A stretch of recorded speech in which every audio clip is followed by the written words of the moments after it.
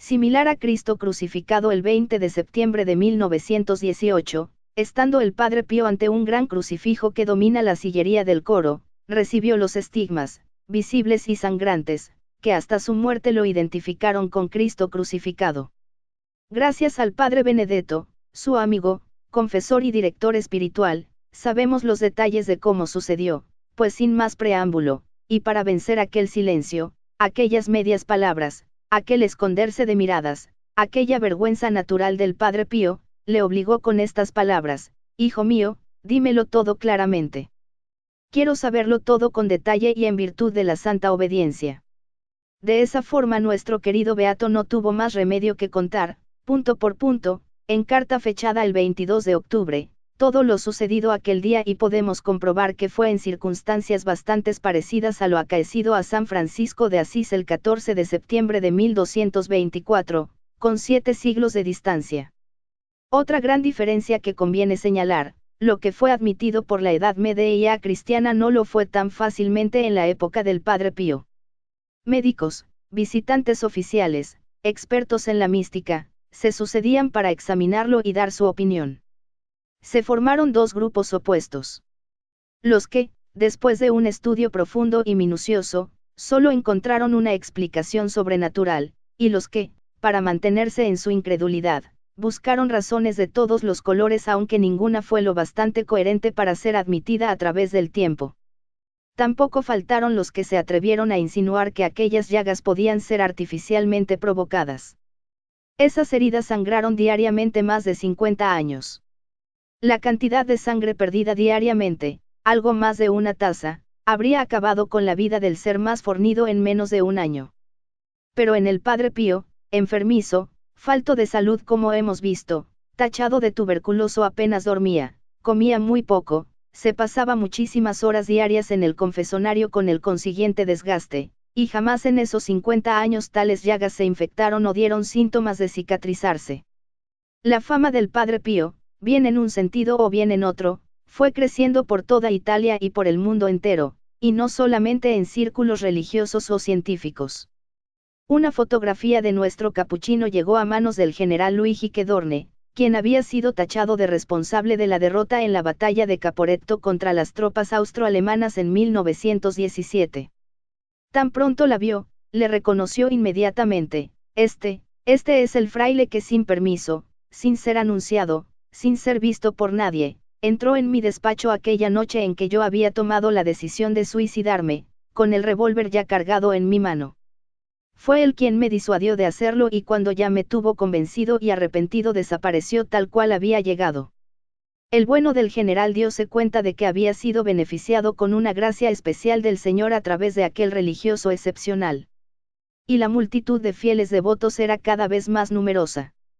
5 Buceador de almas 3 meses después de haber recibido esa gracia de los estigmas ya no se encuentra en plenitud de aquella noche espiritual, y así se lo comunica al Padre Benedetto el 12 de enero: Padre, dolor y amor, amargura y dulzura se suceden simultáneamente en mi alma. He comprendido que estos estigmas no son una nueva prueba que me manda el Señor, sino un don especial del que me siento indigno, incapaz de llevar el peso de ese amor inmenso. Y era precisamente eso lo que le estaba pidiendo Dios, y no para 1 o 2 años, sino para 50, ser testimonio, en el mundo, de los padecimientos de Cristo en la cruz. El Padre Benedetto visitó a su dirigido en marzo de 1919 y luego informó de cuánto había podido observar al Padre Agostino, quien asimismo escribió al Padre Pío: acuérdate siempre, hijo, de que los dones de Dios, otorgados gratuitamente, son también para la santificación de los demás. Los periódicos de la época empezaron a hablar del Padre Pío, del Santo de San Giovanni, de sus estigmas, sus éxtasis, sus bilocaciones y un par de curaciones milagrosas. En una semana se multiplicaron los grupos de peregrinos. La curiosidad vana o la atracción por lo maravilloso con frecuencia se transformaban en verdaderas conversiones. Todos los días acudían centenares de visitantes que querían ver al santo, besar sus estigmas, asistir a su misa, confesarse con él. Por falta de hoteles y albergues, esos peregrinos tenían que dormir al raso esperando turno, a veces 10 o 15 días para confesarse. Se extendió el rumor de que el Padre Pío leía en el interior de las almas, cosa bien cierta pues ayudaba a recordar viejos pecados ya olvidados, y los extranjeros se asombraban al comprobar que se entendían mutuamente, fuese cual fuese su idioma. Ese hombre es un santo y lleno del Espíritu Santo. Me entiende en mi idioma, y lo más extraordinario es que yo también a él. Envidias, calumnias, injusticias. Barba Azul, viendo que no hacía mella en el Padre Pío, empezará a envenenar los corazones de determinadas personas, ya fuesen superiores religiosos, tanto canónigos como de su misma orden, ya fuesen gente de menor relieve. El primero que fue tentado fue el obispo de Manfredo Unie, Monseñor Pasquale Gagliardi, quien dejándose llevar por la envidia al ver la afluencia de peregrinos y de limosnas al convento de San Giovanni dentro de su diócesis, se inventó toda clase de artimañas para calumniarlo. El padre Paulino Udaca Sacalenda, guardián del convento de San Giovanni Retando, quien había hecho posible que el Padre Pío fuese destinado a dicho convento, le había asistido tantas veces y había sido el primero en ver los estigmas. Con gran disgusto para ambos fue trasladado y sustituido por el padre Lorenzo de San Marco in Lamis. También el padre Benedetto de San Marco in Lamis dejará su cargo de provincial en manos del padre Pietro da Ischitella. A partir de ese momento nuestro beato será víctima de persecuciones, privaciones y órdenes absurdas e injustas muy graves que se sucederán a lo largo de los años y que él, sin discutirlas, acatará con paciencia y resignación cristiana, si esta es la voluntad de Dios. Preguntado en más de una ocasión por su total sumisión y porque no se defendía de aquellas órdenes que demostraban ser verdaderos castigos intencionados, pero, Padre Pío, ¿por qué no se rebela contra tamañas calumnias e injusticias? Siempre respondía, la obediencia, hijos míos, es una muralla que el diablo nunca puede escalar. A pesar de tantas calumnias, tantos informes maliciosos, no dejó de cumplir su misión, la que Dios le había destinado. La afluencia de peregrinos se irá incrementando, y la curiosidad creciente será una fuente inagotable de conversiones. Vamos a destacar la de Emanuele Brunatto, joven conocido por su vida disoluta y aventurera y por sus continuas quiebras fraudulentas. Él mismo reconoce no saber por qué un día fue y se mezcló entre la multitud al pie del monasterio. El Padre Pío al momento pesca pez gordo, y lo lleva a una confesión íntegra, lo cual da como resultado un cambio total de vida. Ese joven se convierte en un gran defensor del Padre Pío, a quien tendrá una verdadera devoción, se quedará por un tiempo en el convento y luchará con todos los medios a su alcance para anular el daño que las calumnias e informes malintencionados fueron esparciendo por doquier. Trabajará con honradez en un nuevo negocio que le proporcionará una pequeña fortuna, gracias a la cual podrá colaborar en el gran proyecto que nuestro capuchino tiene en mente. El filósofo de la persecución, si daño le causó el obispo de Manfredo Unie Monseñor Gagliardi, por envidia, mucho más fue el que le causó el padre Gemelli, médico cirujano y capuchino, especialista en neuropsicología, considerado indiscutible en mística. Su intervención fue decisiva para la actitud adoptada por determinadas autoridades romanas y del Santo Oficio, de quienes era consultor. El padre Gemelli se había interesado por el caso del Padre Pío a principios de 1920. Desde 1919, las autoridades de la Orden Capuchina habían decidido que para un nuevo examen de los estigmas se precisaría de un acuerdo firmado del Santo Oficio y del Ministro General de la Orden, y así se le hizo saber al padre Gemelli, quien respondió que solo quería ver al Padre Pío con fines privados y espirituales. Y con este fin se le permitió ir al convento. Acompañado por el padre Benedetto y algunos sacerdotes llegó al atardecer y tuvo que esperar a la mañana siguiente, cuando se dirigió temprano a la sacristía. Se preparaba el Padre Pío para celebrar misa, en presencia de Brunatto, que le hacía de ayudante. Padre Pío, he venido para hacer un examen clínico de sus lesiones. ¿Tiene usted una autorización, escrita? Escrita, no. De todas maneras. En ese caso no estoy autorizado a enseñárselas a usted. Y sin añadir más se fue a celebrar misa. Gemelli exclamó, bien, Padre Pío, ya hablaremos. Y poco después se marchó del convento. Fuese por orgullo, pundonor o que se sintiera herido en su mismísima dignidad de hombre importante e influyente, lo cierto es que sin haber tenido otra ocasión de ver al Padre Pío, afirmó de él haber examinado los estigmas y que era un caso de histeria y autolesiones más o menos conscientes. De esa forma inspiró una campaña de denuncia contra el hoy beato. Su influencia en los ambientes romanos haría de él, el filósofo de la persecución. Cada vez que se producían informes calumniosos sobre los estigmas, bien por parte de autoridades religiosas o por médicos autorizados o no, a continuación se emitían contratestimonios que los ponían en entredicho, creando un clima confuso para las autoridades de Roma al observar los pros y los contras.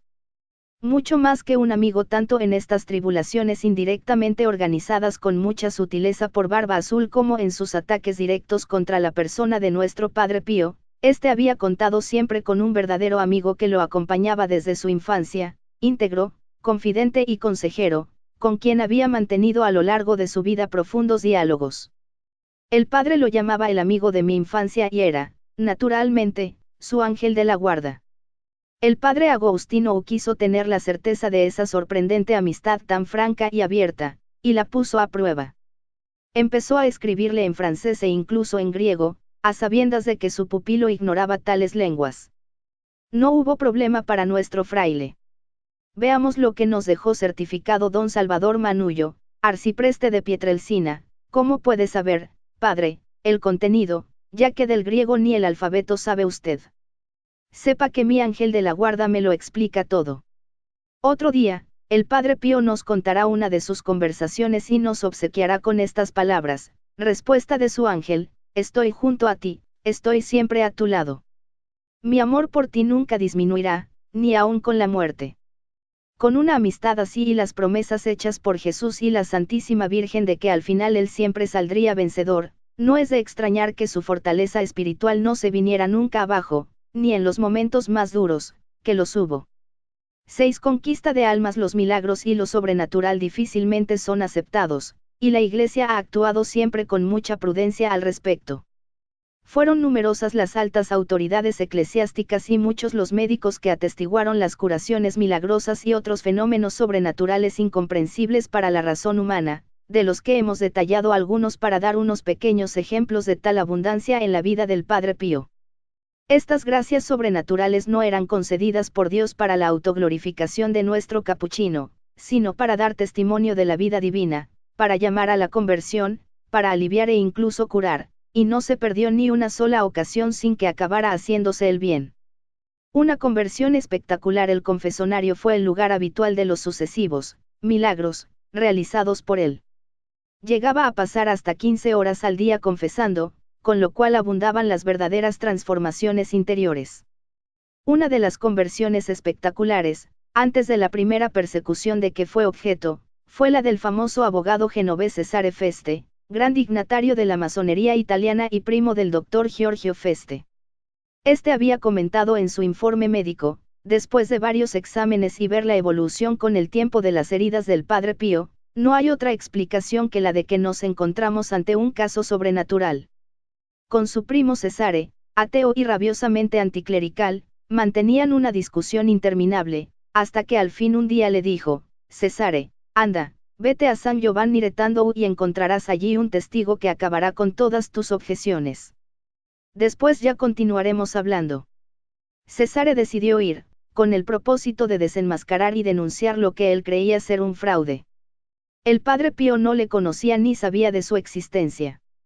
Cuando le vio entrar en la sacristía junto a otros peregrinos, le espetó bruscamente: ¿qué hace ese entre nosotros? ¿Es un masón? Pues sí, es cierto, lo soy. ¿Qué papel desempeñas en la masonería? Luchar contra la Iglesia. El Padre Pío, sin decir más, le señaló el confesonario, y ante la estupefacción de todos los presentes el abogado masón se arrodilló, abrió su corazón, y con la ayuda del padre capuchino examinó toda su vida pasada. Cuando se levantó era otro hombre, llevaba la paz en su corazón. Permaneció 3 días en el convento y regresó a Génova. Su conversión salió en la primera página de los periódicos. Cesare Feste fue a Lourdes y volvió a San Giovanni Retando para recibir de manos del Padre Pío el escapulario de la Orden Tercera Franciscana. Todo en pocos meses, de masón a franciscano. Fue recibido por el Papa Benedicto XV, quien le confió esta misión: tengo en gran estima al Padre Pío, a pesar de algunos informes desfavorables que me han hecho llegar. Es un hombre de Dios. Comprométase usted a darlo a conocer, porque no es apreciado por todos como él se merece. La Gran Logia Italiana se reunió para expulsar al abogado renegado. Cesare Feste decidió asistir y dar a conocer su testimonio. El mismo día recibió una carta del Padre Pío animándole: no te avergüences de Cristo y de su doctrina, es momento de lucha a rostro descubierto. El Espíritu Santo te dará la fortaleza necesaria. Dios conquistaba las almas a través del Padre Pío en número incalculable. Monseñor Domiani de la diócesis de Salto, Uruguay, visitó al Padre Pío y luego comentó a su santidad Benedicto XV: es uno de esos hombres extraordinarios que Dios envía a la tierra de vez en cuando para la conversión de los hombres. Monseñor Domiani al regresar a Uruguay aplicó un guante que había pertenecido al Padre Pío sobre el corazón y el estómago de Sor Teresa, enferma terminal afectada de cáncer de estómago y con problemas cardíacos. Sor Teresa se durmió al momento, soñó que se le acercaba un monje con barba y la tocó en la cara. Al despertar completamente sana, reconoció en una fotografía del Padre Pío al religioso que la había curado. Interviene el Santo Oficio en esos años que van de 1919 a 1921, su entrega es total y poco tiempo le queda para mantener una correspondencia abundante con sus directores espirituales como antaño. En noviembre de 1921 escribía al Padre Benedetto: me siento devorado por el amor a Dios y al prójimo. O en otra ocasión: he trabajado, quiero trabajar, he rezado, quiero rezar, he velado, quiero velar, he llorado, quiero llorar siempre por mis hermanos del exilio. Sé y comprendo que es poco, pero sé hacer eso, soy capaz de hacer eso y eso es todo lo que soy capaz de hacer. Así, simple y sencillo. Tras la inesperada muerte de Benedicto XV, el 22 de enero de 1922, le sucederá el 1 de febrero de 1922 Achille Ratti, amigo de siempre del padre Gemelli, con el nombre de Pío XI. El 10 de mayo, el Santo Oficio, reunidos sus cardenales inquisidores, tomará en deliberación una serie de medidas internas respecto a la orden capuchina, so pretexto de frenar el torrente de devociones que desembocaba en el Padre Pío y mantener una mayor prudencia acerca de los fenómenos sobrenaturales. Según sus mismas palabras, pondrán al Padre Pío bajo observación. Pero las instrucciones que dieron al general de la orden capuchina eran mucho más severas: que la misa que celebra el Padre Pío sea a horas indeterminadas, con preferencia de madrugada y en privado, que no dé la bendición en público, que no muestre, hable o deje que besen los supuestos estigmas.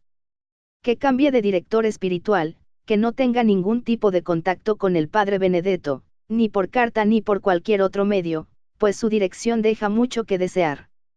Que el Padre Pío sea alejado de San Giovanni Retando, mejor mandarlo al norte de Italia. Se le prohibía responder la correspondencia. Las únicas cartas que podía escribir, con permiso de sus superiores, eran a su familia y las felicitaciones o las condolencias. En el convento, estas instrucciones cayeron como una bomba. El Padre Pío no pudo ni siquiera compartir su pena y sorpresa con sus directores espirituales. El Padre Benedetto morirá 20 años después con la pena de no haber vuelto a ver, ni haber escrito, ni haber hablado con aquel a quien tan admirablemente había dirigido. Veneno e infamia. El Padre Pietro da Ischitella, provincial de Folle, al contestar al ministro general de la orden, indicó: el Padre Pío siempre ha rechazado la ostentación y la vanidad espiritual.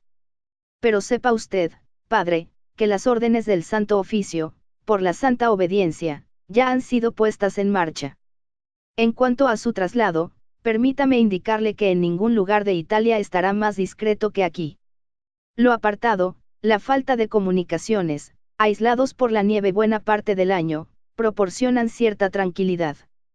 Por el contrario, si lo mandamos al norte, no es precisamente allí donde tiene mayor fama. Espero, pues, sus órdenes para proceder. Monseñor Gagliardi no tenía suficiente con eso, se fue a Roma a destilar su veneno en presencia de obispos y cardenales, y no se privó del perjurio para dar mayor fuerza a sus monstruosas calumnias y mentiras.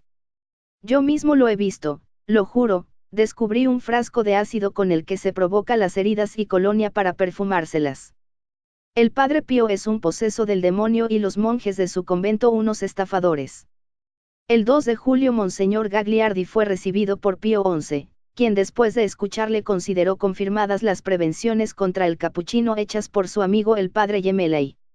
A todo esto se sumaron rumores gratuitos contra los capuchinos de San Giovanni, que encontraban en toda Roma oídos complacidos incluso dentro del Santo Oficio. Una nueva vuelta de tuerca se estaba preparando. Mientras tanto, en Santa María delle Grazie, nombre del convento de San Giovanni Retandou, la vida continuaba a pesar del tumulto exterior por un lado y las coacciones impuestas, por el otro. El padre Pío continuaba confesando, todavía no se le había prohibido, celebrando misa matinal y convirtiendo almas. 7. Casi una revuelta popular el 16 de mayo de 1923, casi un año después, en una nueva reunión, la Congregación del Santo Oficio pronunció una condena firme y oficial en forma de un decreto hecho público. Esta declaración apareció en diversos periódicos, naturalmente en el El Osservatore Romano en primer lugar, negando rotundamente, después de una investigación, el carácter sobrenatural de las gracias y los carismas del Padre Pío. Las mentiras, las acusaciones del padre Gemelli y de Monseñor Gagliardi habían prevalecido sobre la verdad. A las medidas adoptadas el año anterior se sumaron otras más graves. Se ordena al padre Pío no celebrar misa en público, sino en la capilla interna, y no se permite asistir a nadie. El texto de esta condena fue conocido en el convento por la revista oficial de la orden, justo en el recreo de los monjes. Emanuele Brunatto, que estaba presente, viviendo temporalmente en el convento como laico, nos lo cuenta. El padre guardián leía el decreto a sus hermanos, que estaban atónitos. Al acercarse el padre Pío intentó disimular, pero éste lo tomó y lo abrió por la página exacta. Leyó en silencio, sin delatar la menor emoción. Luego volvió la página y habló de otro tema.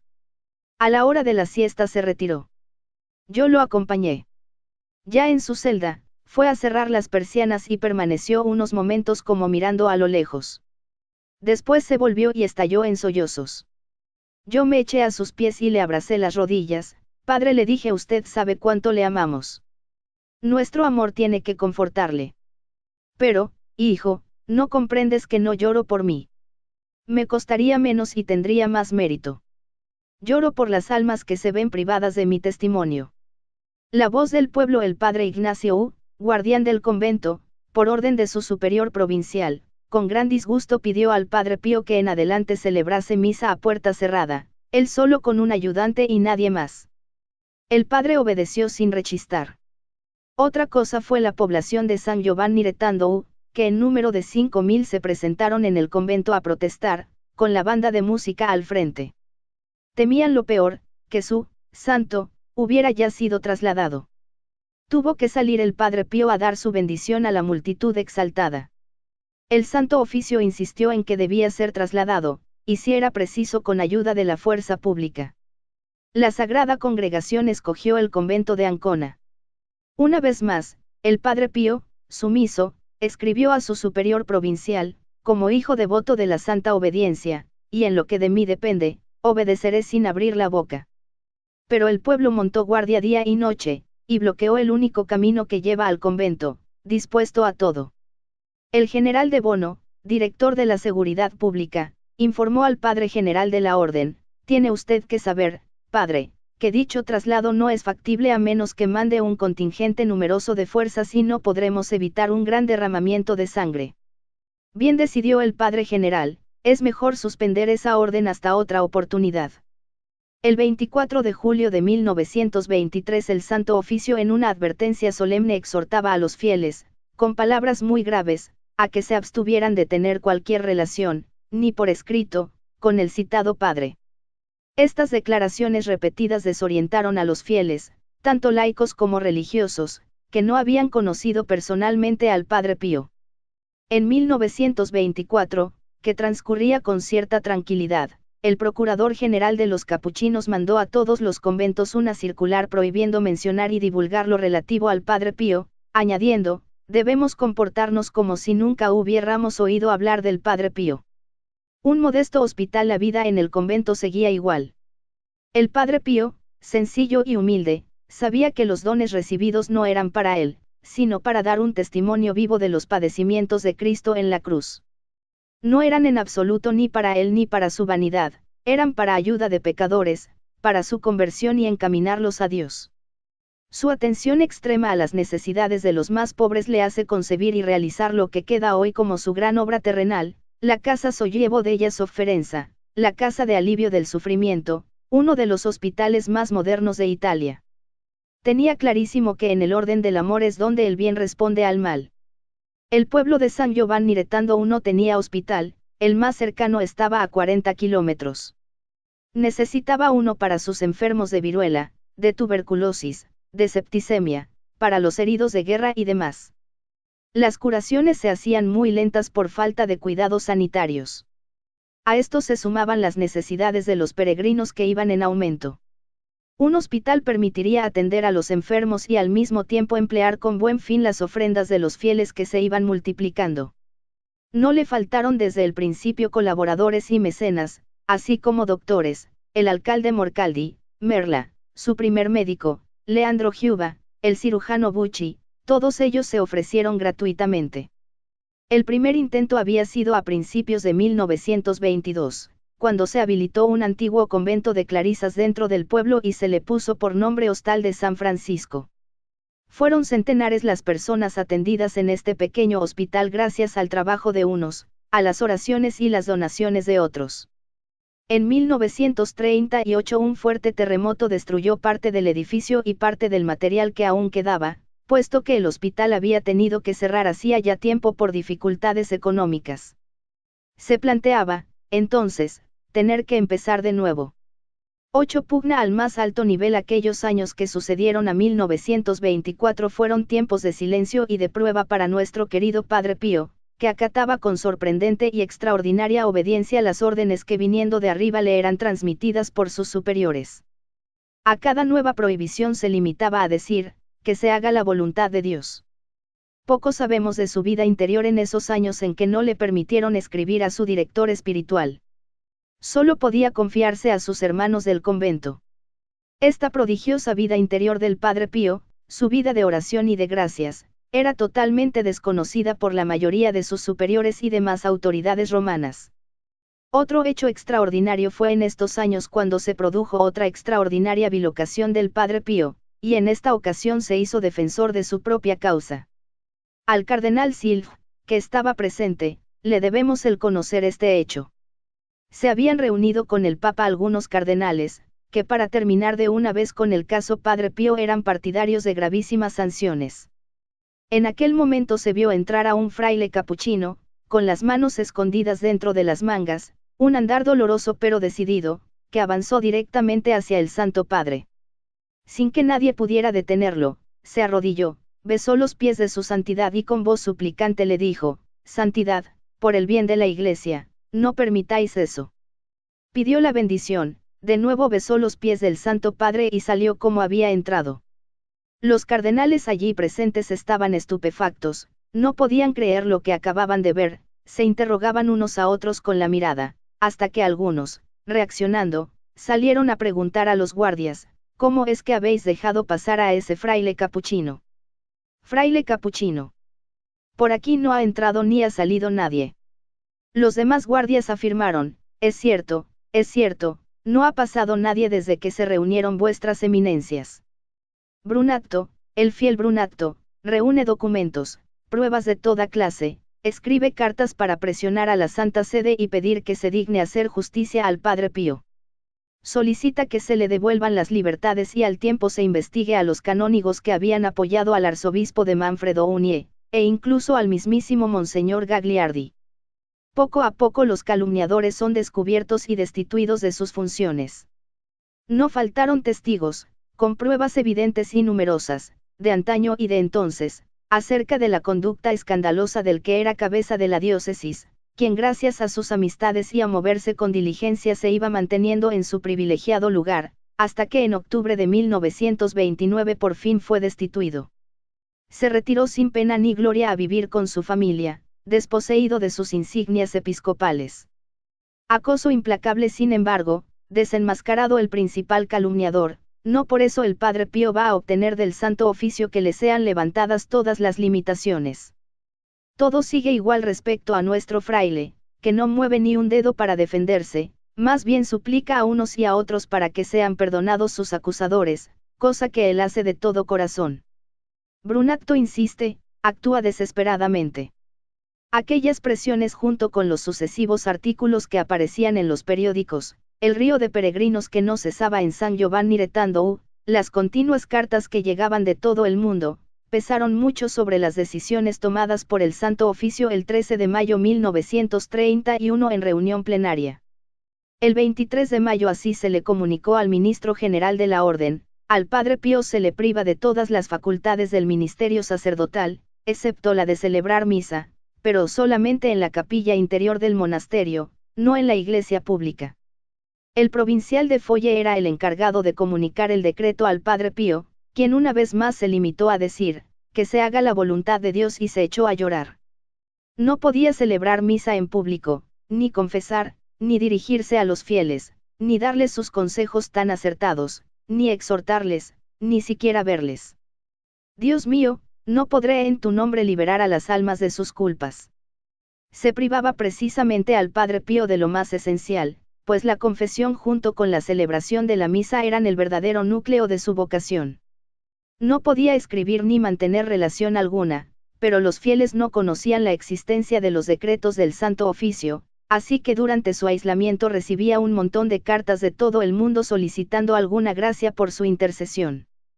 Todas estas peticiones las tenía presentes en sus solitarias celebraciones eucarísticas, que duraban más de hora y media, e incluso hasta 3 horas. Por lo demás, comer y rezar el oficio con sus hermanos era lo único que se le permitía en comunidad. Padre, así recluido irá ya por 2 años. Sí, hermano, sí, 2 años llevo de prisionero inocente. Lo cuenta el padre Raffaelli, superior del convento en esos años. Mirad, hermanos, se me humedecen los ojos de emoción al ver a tanta gente venida del extranjero. Al no poder ver a nuestro Padre Pío, se conforman y se quedan en la iglesia. Con qué devoción rezan y piden por la liberación de su padre espiritual. Y esto, Padre, sucede un día, y el siguiente, por los años que llevamos, cada día, sin fallar. La voz de Pío XI corría el mes de marzo de 1933 cuando inesperadamente un hermano le comenta a otro: hermano, aleluya, ha llegado a San Giovanni Rettandou un Monseñor Paceto desde Roma. Monseñor Paceto. Y viene de Roma. ¿Qué querrá su eminencia de nosotros? Dicen que viene por encargo directo de su Santidad Pío XI. Quiere tener información fidedigna del Padre Pío, sin intermediarios ni tergiversaciones ni exageraciones. Ya es hora de que el Santo Padre sepa toda la verdad. Cuando vean con qué humildad acata tantas injusticias, su obediencia, su sencillez, su amor, creo que en Roma van a cambiar de parecer. Y así fue tras el relato que Monseñor Paceto hizo a raíz de su visita. Y cómo su Santidad Pío XI cambió de parecer. No esperó mucho. El 14 de julio de 1933, por voluntad expresa del pontífice, se rehabilita al Padre Pío permitiéndole celebrar misa en público y confesar incluso a religiosos fuera del convento.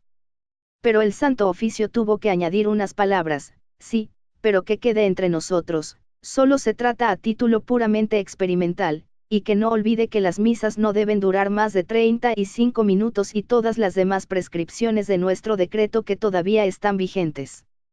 La noticia se recibió con gran alegría y corrió por toda la comarca. El 16 de julio, día de Nuestra Señora del Carmen, el Padre Pío volvió a celebrar su misa en la iglesia pública del convento, que en aquella ocasión estaba llena a rebosar. A partir de ese día, año tras año, la situación del Padre Pío irá mejorando, dejando atrás aquellas injustas prescripciones sin que nadie se atreva a hacerlas recordar. Empezará una época feliz de apostolado fecundo que durará casi 30 años. Se multiplicarán los peregrinos, las conversiones, curaciones y gracias. Será en esta época cuando el Padre Pío ponga en marcha sus 2 grandes realizaciones, la espiritual, los grupos de oración, y su gran obra terrenal, la Casa Sollievo della Sofferenza. Palabras de su Santidad Pío XI a Monseñor Cucarollo, debéis estar contentos los capuchinos, el Padre Pío ha sido recuperado y más aún con expresión muy significativa es la primera vez que el Santo Oficio Sirri Mangia, se traga, sus decretos. 9. La reconciliación. Padre, le dijo una de sus hijas espirituales, que largos se me han hecho estos 3 años sin poderme confesar con usted. A usted. Y a mí. Jesús me ha enviado para la salud de las almas. ¿Y qué he hecho durante esos 3 años? He rezado. Pero la oración no es suficiente para la misión que me ha sido confiada. Ayúdeme, necesito su ayuda. Pidamos a Jesús que eso no se repita. Jesús necesita almas, Jesús necesita salvar las almas. En otro momento, alguien le preguntó, Padre, ¿cuál es verdaderamente su misión, la misión que Cristo le ha encomendado? Yo soy confesor. Y así era, Dios le había concedido la gracia de leer en las almas que acudían a él. Al que hacía muchísimo tiempo que no se confesaba, con su bondad acostumbrada le ayudaba a recordar sus pecados con asombrosa precisión. Se pasaba días enteros en el confesonario. Un día exclamó, las almas. ¡Ay, las almas! Si se supiera el precio que valen. Años de fecundo apostolado. Al recuperarse las misas del Padre Pío, una multitud de piadosos llenaba constantemente la iglesia. Querían sentir cómo vivía realmente en su carne y en su alma los misterios que celebraba en el altar. Todos quedaban admirados por la lentitud y el dolor que ponía en las palabras, en sus movimientos, en todo. Cleonice Morcaldi, una de sus hijas espirituales, le preguntó en varias ocasiones, Padre, ¿qué es lo que usted vive y siente en cada una de sus misas? Todo lo que Jesús sufrió en su pasión yo también lo sufro, en lo que es posible a una criatura humana. Y no por mis méritos, sino por pura gracia y por su sola bondad. Es una misericordia interna y externa. Todo un incendio, una fusión. Pero el ruido que hacen tantos fieles, no le molesta. Hija mía, y en el Calvario, no había gritos, blasfemias, estruendo, amenazas. Era un estrépito. Pero los fieles debéis asistir a la misa con los mismos sentimientos de la Virgen María y de San Juan, sentimientos de compasión, de veneración y de amor. 2 años después de su liberación, en junio de 1935, el convento de San Giovanni Retando fue visitado por el mismísimo ministro general de la orden, el padre Virgilio da Valstagna. Todo el pueblo fue a recibirle y lo acompañó hasta el monasterio. El padre Pío se arrodilló y emocionado besó su mano. El superior general lo ayudó a levantarse y después lo abrazó ante la emoción general. Quedó impresionado por la vida sencilla del padre Pío, su apostolado, su comportamiento religioso, su humildad. Esta visita significaba la reconciliación de la orden capuchina y la rehabilitación del padre Pío. 2 meses después celebraba con inmensa alegría sus bodas de plata sacerdotales. Hasta Monseñor Cesarano, el nuevo arzobispo de Manfredo Unie, asistió a la ceremonia. Acabada la misa, por especial favor de su santidad Pío XI, el padre Pío pudo dar la bendición papal a toda la multitud de fieles presentes. Fue un día memorable, después de haber pasado tantas pruebas. Siguieron años de fecundo apostolado. Acuden a ese rincón del mundo laicos, sacerdotes, obispos, políticos, personalidades, gentes de toda clase, a buscar confortación, enseñanzas en sus misas y en sus confesiones, a vivir en un oasis de paz y de salvación. Sin embargo, el Padre Pío, pletórico en su apostolado, es y seguirá siendo un hombre lleno de dolores, físicos y espirituales. Comía poco, dormía menos, pasaba muchas horas en el confesonario, los dolores, así en las manos taladradas como en los pies, lo agotaban, su tos, que aparecía periódicamente, no le dejaba descansar por las noches. Todo eso complicado con los sufrimientos morales, tinieblas espesas del alma, las noches oscuras. El padre Agostino, su confesor, exclamará, se mantiene por milagro. Consigna tajante de Pío XII. El 2 de marzo de 1939, Monseñor Eugenio Peselli es elegido papa con el nombre de Pío XII. Luego la guerra se adueña de Europa. Entonces Pío XII muestra una actitud constante de firmeza, de valor y de oración. Él, en Roma, y el padre Pío en San Giovanni Retando, ofrecen en esos años, tan dolorosos para el mundo, una imagen constantemente paralela y misteriosamente unísona. El Padre Pío revivirá, allá en la distancia, todos los sufrimientos, ofrendas y oraciones de su santidad. Pío XII, principalmente por causa de los desastres bélicos, y en el preciso momento de la invasión alemana de la Ciudad Eterna, en 1943, nuestro capuchino, sin conocer esa noticia, caerá enfermo con fiebre muy alta que le obligará a guardar cama. Pío XII no conocía personalmente al Padre Pío, sin embargo, fue un gran defensor suyo siempre que pudo, ya cuando era simplemente cardenal. No perdía ocasión para expresar lo que sentía desde muy adentro, muy seguro en ello como si hubiera recibido una revelación profunda. La primera consigna que dio a toda la curia romana una vez fue elegido, fue, que se deje en paz al Padre Pío. Y cuando alguien manifestaba deseos de visitar San Giovanni Retando, le hacía el siguiente ruego: el Padre Pío es un gran santo. Por favor, pídale que rece por mí para que Dios me dé fuerzas para llevar tan pesada carga. Los grupos de oración sí, pesada carga para Pío XII, que sufría en silencio aquellos años de guerra y de persecuciones. Físicamente hacía lo que podía para salvar vidas, fuesen de la raza que fuesen y de la religión que practicasen. Rezaba y exhortaba a rezar, sabiendo, por experiencia, del poder de la oración.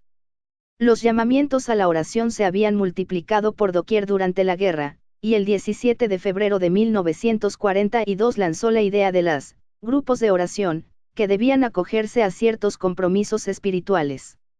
Estas repetidas peticiones del Papa fueron escuchadas por el Padre Pío. Se correspondían perfectamente con una práctica suya realizada justo al llegar a San Giovanni Retando, 25 años antes, la de reunir en un pequeño grupo de oración a sus fieles más asiduos. Ahora esto lo iba a lanzar al mundo entero, aprovechando a los peregrinos que le llegaban por grupos, por parroquias, guiados por un sacerdote. Escuchemos al Papa. Unámonos todos para rezar. Y pronto se constituyeron grupos por toda Italia y por el mundo entero, siempre dependiendo directamente de la Iglesia. El padre de Robert, iniciador de los grupos de oración en Francia, le preguntó: Padre, a propósito, ¿podemos organizar conferencias u otras actividades? De ninguna manera. Las palabrerías solo pueden destruir el grupo. Recemos y hagamos rezar. Un día, dirigiéndose a un profesor universitario: en los libros se busca a Dios. En la oración se le encuentra. Hoy, después de 33 años de su muerte, los grupos de oración no solo existen, sino que se han multiplicado por todos los países del mundo. 10. Su gran obra terrenal Mario Zambico, veterinario e industrial, y el doctor Guglielmo Sanguinetti, médico, masón convertido por el Padre Pío, se reunieron el 9 de enero de 1940, en una casita que habían hecho construir en el camino entonces deshabitado que va del pueblo de San Giovanni Retando al convento, con el doctor Carlo Quisbardei, farmacéutico, y algunos amigos más. Entusiasmados, estaban decididos a poner en marcha el gran proyecto del que les había hablado el Padre Pío en conversación privada desde el locutorio del monasterio: vamos a crear un comité para la fundación de una clínica. ¿Estamos todos de acuerdo? Sí, lo estamos. Y esta vez va a ir en serio. Tiene que ser un hospital moderno, con los medios de hoy. La comarca lo necesita, los peregrinos y los heridos de la guerra también, y es el deseo del Padre Pío. Hagamos constar en el acta, fundador de la obra, el Padre Pío de Pietrelcina. Pero él no desea ser mencionado. Es cierto, sin embargo, que conste en acta. ¿No os parece? Sí, que conste, el Padre Pío es el fundador. Alivio del sufrimiento. Y así se constituyó un comité decidido a actuar según las intenciones del Padre Pío, a quien se lo expusieron de inmediato. ¿Qué le parece, padre? Esta tarde comienza mi gran obra terrenal, les contestó, y sacando del bolsillo una moneda de oro que acababa de recibir como limosna. Deseo hacer la primera aportación. Se abrió una cuenta con las aportaciones, siendo naturalmente las de los peregrinos las primeras, y el 14 de febrero el Padre Pío bautizó la obra con el nombre definitivo de Casa Sollievo della Sofferenza, Casa de Alivio del Sufrimiento. El comité no descansaba, se imprimió un folleto informativo, se tradujo a varios idiomas y se empezó a divulgar. Los donativos llegaban de todas partes. El Padre Pío guardaba emocionado una moneda de 50 céntimos que una mujer pobre y anciana, que quería ser de las primeras en colaborar, le dio para la construcción del hospital. Cuando la mostraba, añadía, el hospital se ha construido gracias a los donativos. Tan pronto acabó la guerra en Europa se puso en marcha la gigantesca obra, y se creó una sociedad jurídica. Al principio no se disponía de arquitectos ni de aparejadores, en cambio, no faltaban médicos ni administradores. ¿Cómo empezar? El Padre Pío, siempre desconcertante en sus consejos, órdenes y decisiones, siempre fiándose más de la providencia que de los razonamientos lógicos, le dice a don Giuseppe Orlando, en quien confiaba y ya había participado en el pequeño hospital de San Francisco, tienes que comenzar los trabajos. Pero, padre, sin un plan, sin un ingeniero. Hay que preparar el terreno, dinamitar rocas, no sé por dónde empezar. Pero don Giuseppe obedeció y el 19 de mayo de 1947 se empezaba a allanar aquella montaña, y sí supo por dónde empezar, transformando el mal camino que iba de San Giovanni Retando al convento en una amplia carretera de 4 metros, practicable a los grandes camiones y máquinas que en breve iban a transitar por allí. Destellos providenciales. La providencia ayudaba a manos llenas. Cuando no tocaba los corazones, deslumbraba con alguna gracia sobrenatural, de la que inmediatamente se hacían eco todos los periódicos de la época. Fue el caso de la niña Anna Gemma di Giorgi, siciliana, ciega de nacimiento. Su abuela había decidido llevarla a San Giovanni Rotondo aconsejada por una pariente monja. El Padre Pío es un santo, sus manos estigmatizadas están llenas de gracias celestiales y su mirada está siempre dirigida al cielo para obtener de Dios las gracias que pedimos por su intercesión. Con una fe sencilla y confiada, Anna y su abuela marcharon el 6 de junio de 1947 rumbo al convento de Santa María delle Grazie. Allí, haciendo cola desde la 1 de la madrugada, la pequeña pudo asistir a misa muy cerca del Padre Pío, quien después, inesperadamente, la llamó al confesonario, le tocó los párpados y le hizo la señal de la cruz. Por la tarde, cuando el Padre Pío dio la comunión a varios niños, ella hizo la primera comunión. El padre repitió la señal de la cruz sobre los párpados y la niña se dio cuenta de que veía por primera vez en su vida. El oculista de Palermo que había diagnosticado ceguera de por vida comprobó estupefacto que la niña lo distinguía todo a su alrededor, objetos y personas, y sus ojos seguían sin pupilas. Aquel milagro, al mes de iniciarse las obras, causó gran sensación. Los trabajos duraron 9 años. Cada cosa llegaba justo a su tiempo.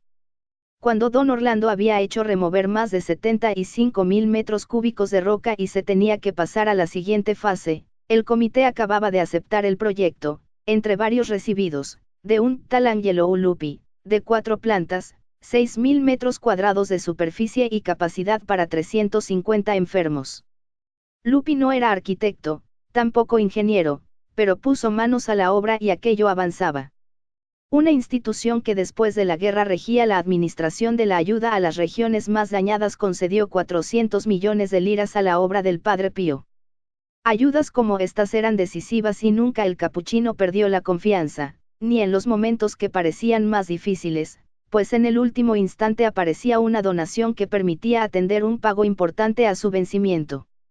Se cumplía por entero una profecía que había hecho Giuseppe Fagella, un anciano, vecino de los Forgione, cuando Francesco tenía solo unos meses: este niño será honrado en el mundo entero.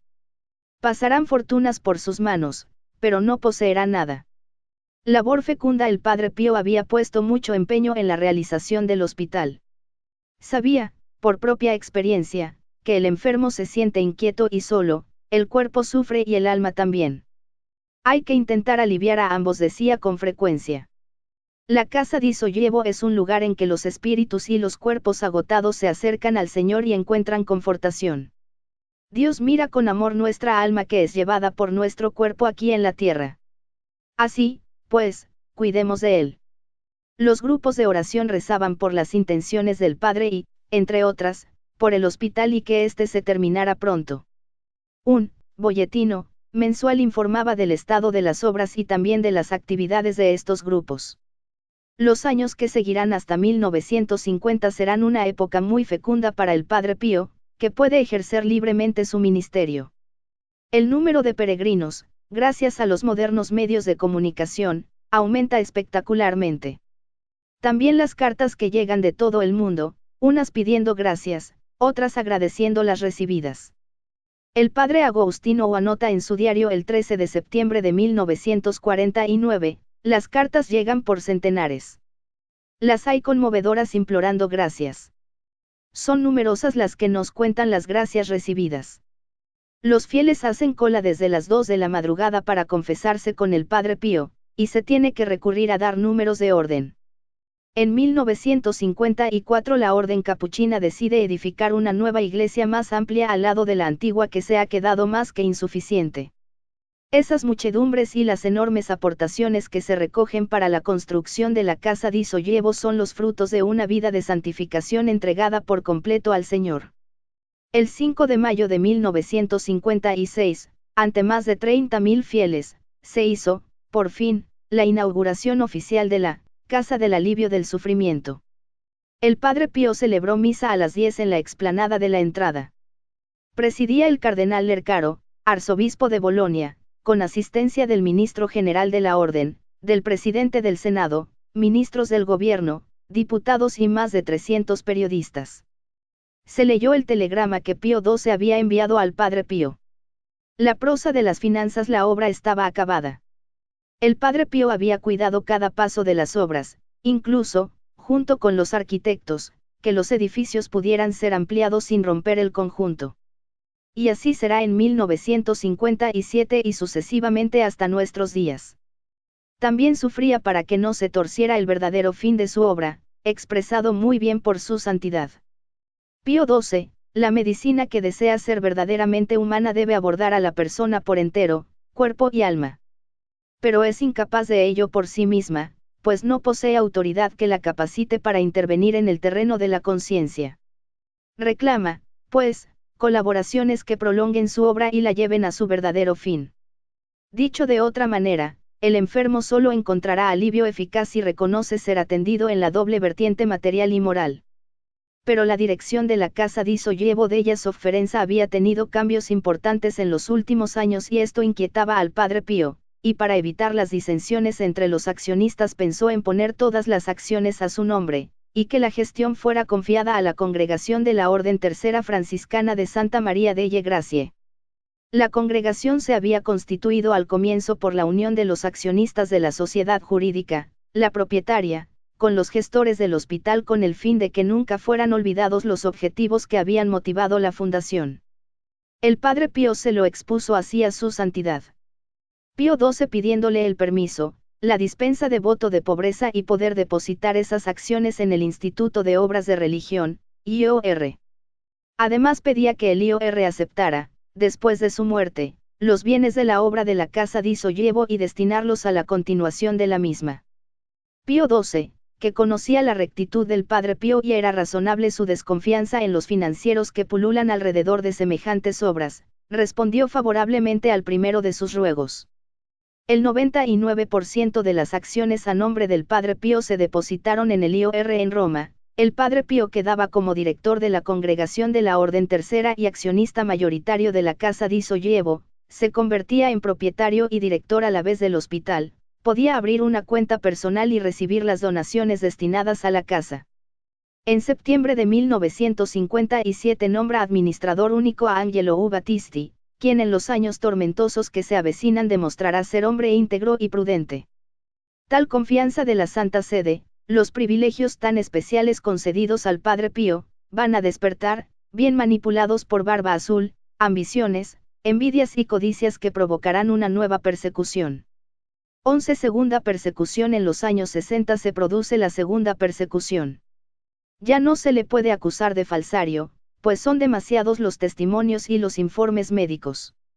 Este segundo acoso vendrá después de poner en marcha sus dos grandes obras y se buscarán otros motivos tales como, el bien de la orden capuchina, o, el buen sentido de la Iglesia, para disimular los intereses humanos y sus pasiones.